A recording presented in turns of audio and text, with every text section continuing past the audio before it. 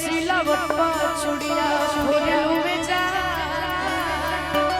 तो अपना राजा जी के दिलवा का तोड़ लूए जा।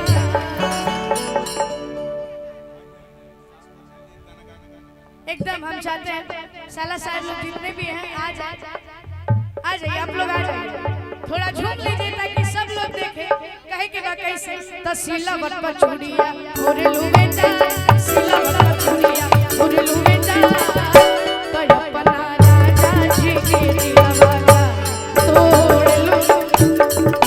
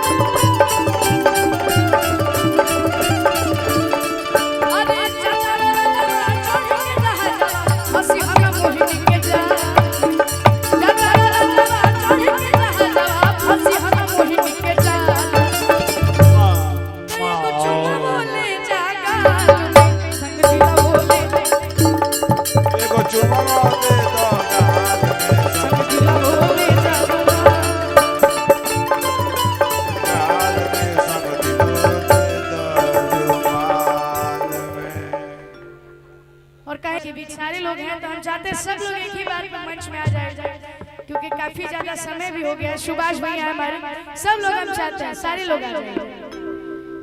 अरे सना मनोहरा अरे मूरत सुहावन सुंदर ऐसन ऐसन सूरत हो